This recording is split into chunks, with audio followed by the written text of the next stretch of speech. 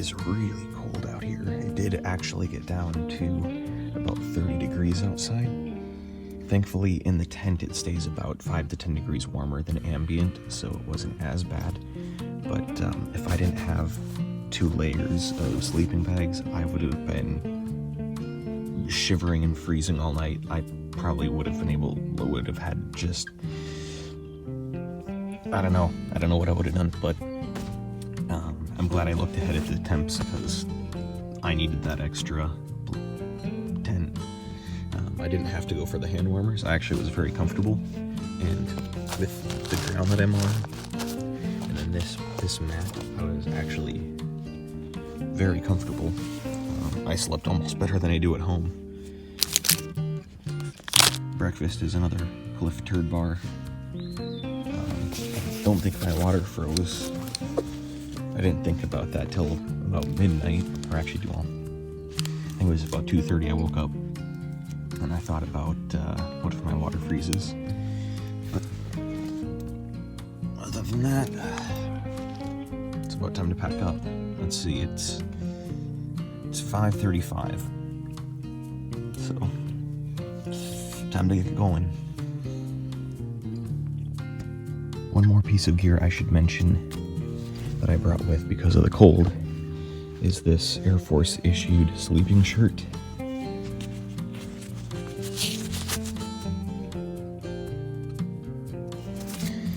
So this thing is actually very helpful. It's not super thick. It's another sort of fleece material, but this in combination with a t-shirt does actually quite a bit to keep you warm. It's a little better than just a jacket, believe it or not, at least for me. And it has a nice long zipper, so highly recommend one of those.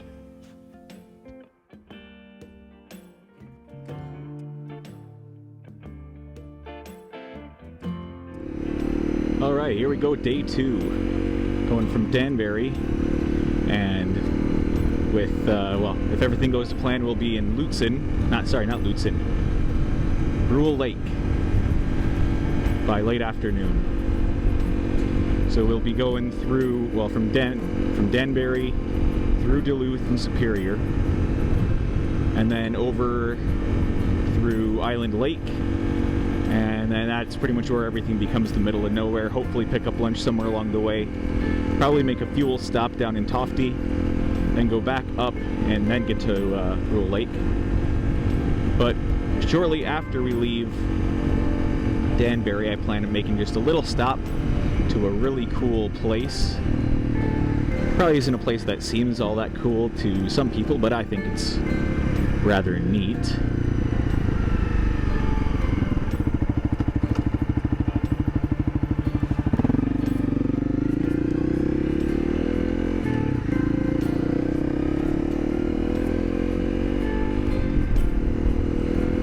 It's only a short ways north of Danbury.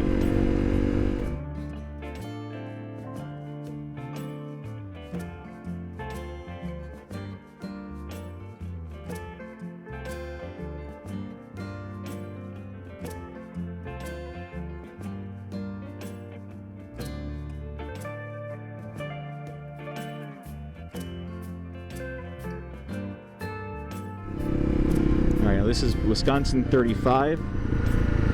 It pretty much runs the entire length of the state north to south, and everyone treats this like it's a freeway, so you can't dawdle about on this road. You really got to get going.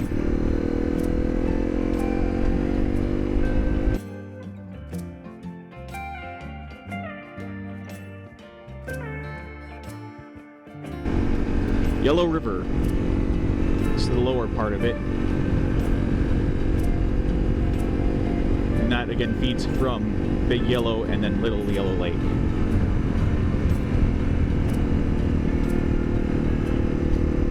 And then this is Danbury. It used to be a nice quiet town, but it has grown, which isn't bad, but it's not what it used to be. But you know, things always change.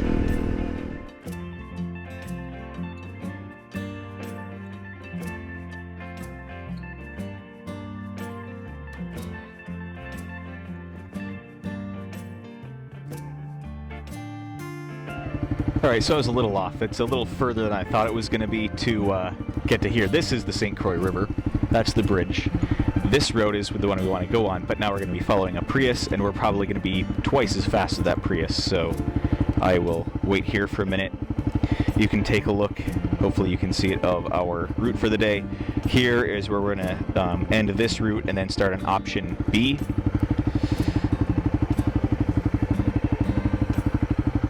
Alright, let's see what we can do and hope we don't crash. Loose gravel and road construction.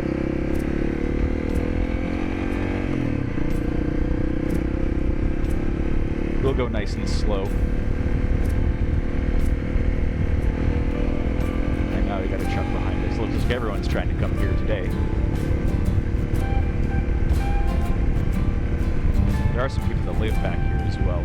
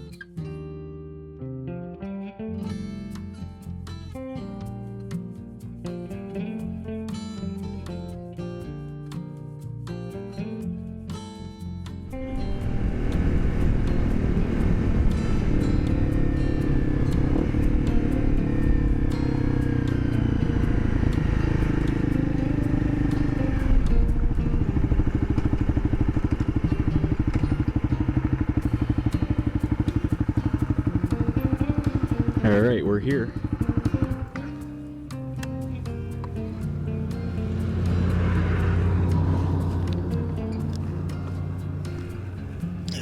This bike is going to tip over if I'm not careful. Yep, it will.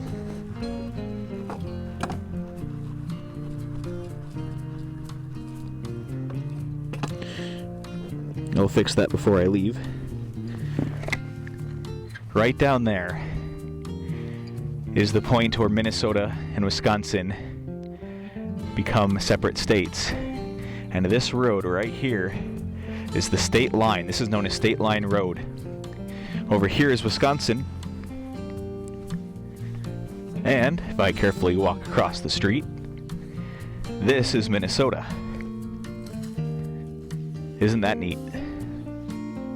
Again, I don't know how many people are going to find that interesting, but it's something I've always wanted to see. I would go down that way, but I believe that is private property and you're not allowed to go down there. Otherwise, you could... I've seen from Google Maps there are trails that go almost all the way to that point. But you wouldn't be able to bike down there from what I can see from the sky. So, yep. Then this road is going to go a few more miles this way, and then we're going to curve back to 35. But I just thought it'd be pretty neat to see that. So, onwards and upwards. Again, from State Line Road, I headed north on Wisconsin 35 into Duluth, which takes a little bit longer than I thought it would, which is part of the consistent mistake of me getting behind schedule. Part of that was I left 1 or 2 hours too late in the day. I wish I would have left earlier.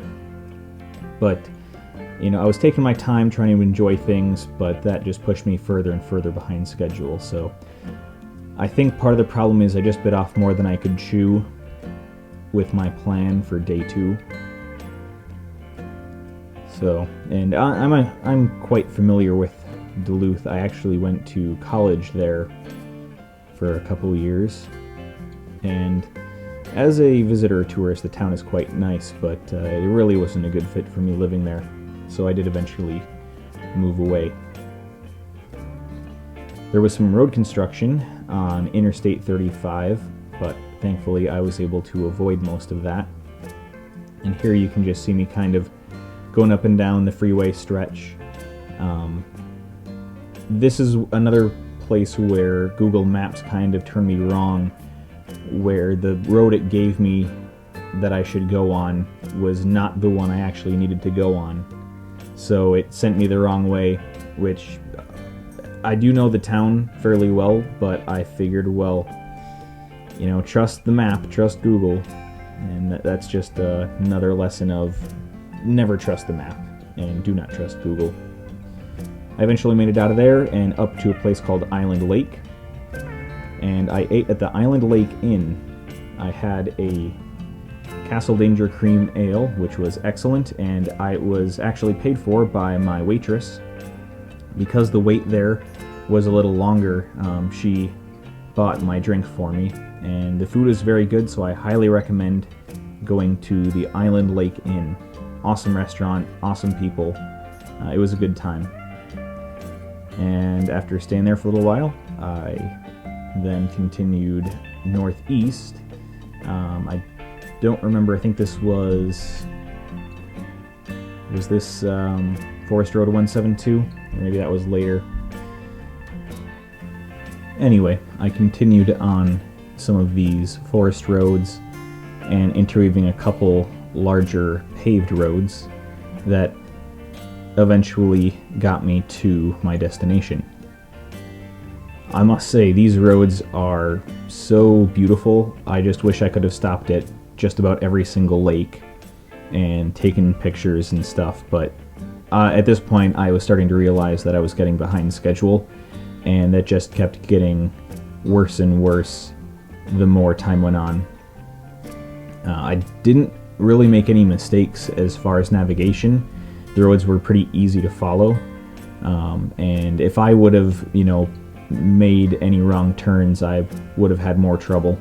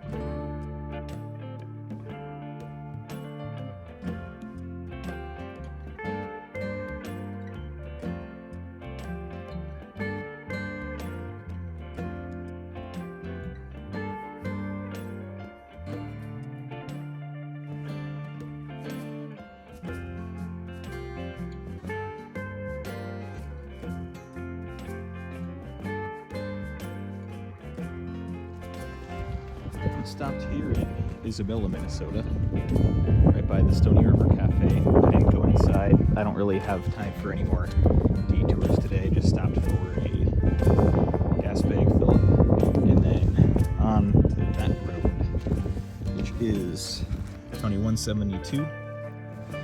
So I got, I'll call it 13, 14, that's 27, 34, we'll call it 36 miles before we get to the stopping point for option A and switch to option B. Okay, now this is Forest Road 172. This was probably my favorite road of the entire trip. It was just mile after mile of beautiful twists and turns. The road surface was actually pretty good. And man, the scenery was fantastic. While this is still quintessentially Minnesota, a lot of this felt very similar to the western United States. And that's one of my favorite places in the world. I've been lucky enough to travel quite a few parts of the world, and the western US is still my favorite place I've ever been. There's just so much out there, and it's all so beautiful.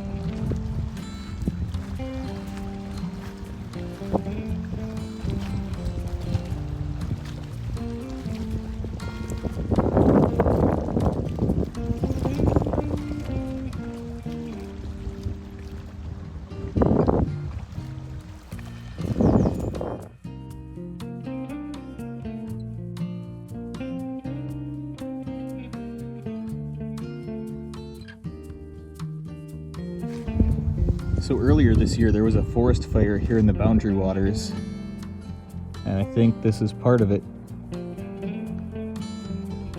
Kind of scary, but also very cool to see something like this for the first time in real life.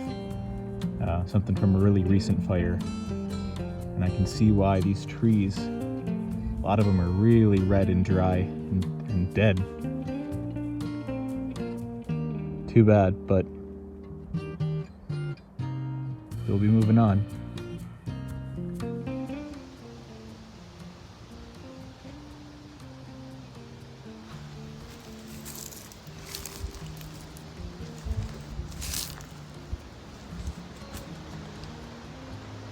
So the road that I came from is over there. This is just a trail that leads off to who knows how far. I can tell that there are no fresh tracks here. I don't think anyone's been on this trail for days, weeks, months, or years. It's been a long time. So with me being behind schedule, being low on fuel, as well as running out of daylight, I figure we haven't gotten to Brule Lake yet, but we can get there tomorrow and then go back to Danbury. So tomorrow is going to be a true dawn to dusk day.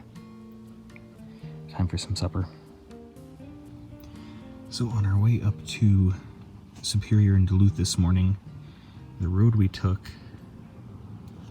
was this one here. As soon as we crossed the St. Croix, went across that road and ended up very close to where the Minnesota-Wisconsin border goes from being the St. Croix to an arbitrary longitudinal line. And then we went back on that one. So over here is Isabella, and where the penciled in line goes is where we went.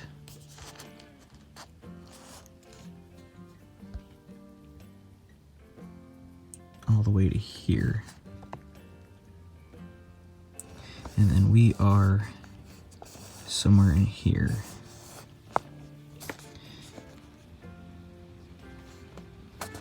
Actually, we're probably right up in here. So the plan for tomorrow could be two things. One, go down to Top-D for fuel. That is a must. That will happen no matter what.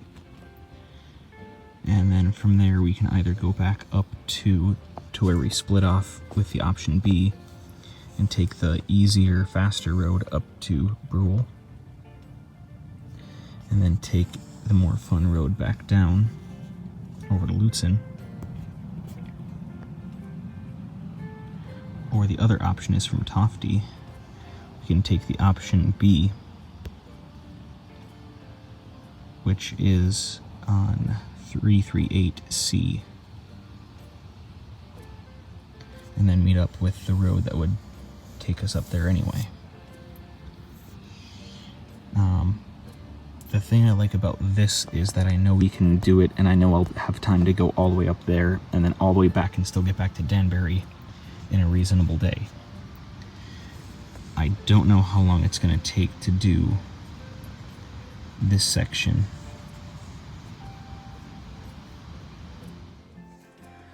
Well, it's supper time. I'm doing this inside the tent because the bugs outside are so bad that I don't want to have to use the bug spray that would be required to have an even mildly acceptable time out there. So we're gonna risk it for the biscuit, as one of my best friends would say, and do this in the tent. Do not do this at home. Do not do this on the road. I am a trained professional in a closed setting. I'm a trained professional on a closed course, as they often say. Viewer discretion is advised. Again, never, ever, ever do this on your own. I'm using the Jetboil fuel and the BRS 1000T stove.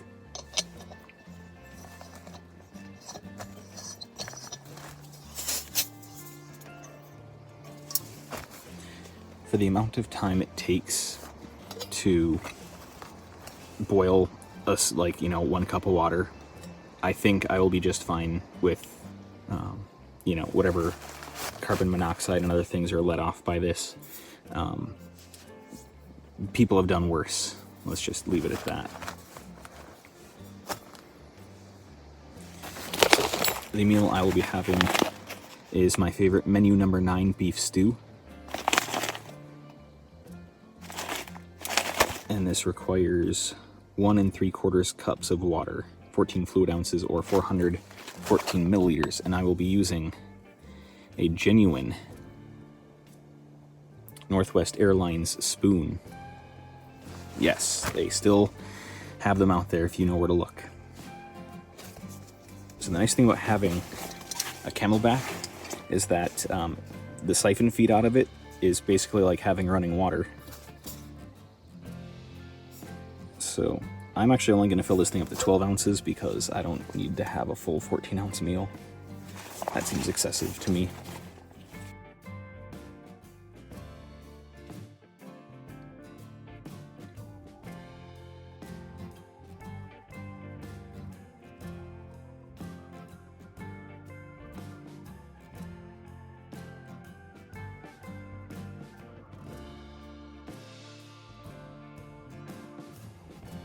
Now I will add just a little bit extra to account for some boil off.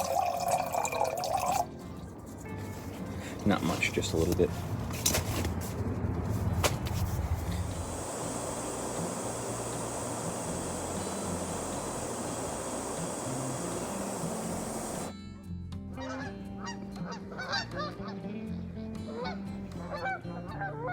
And that's all it takes. Whew, that's hot. It's very hot. So I need to find a place to set this so that it doesn't melt the bottom of the tent. There's a reason why I said don't try this at home.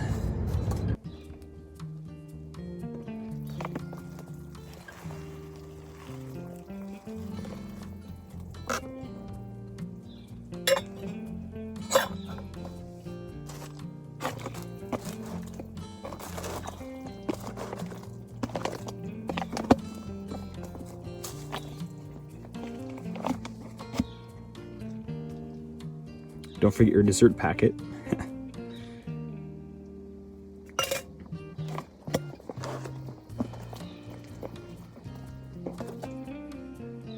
You may or may not be able to believe that I only allowed 2 mosquitoes in here when moving all of my stuff in, which I think is pretty impressive.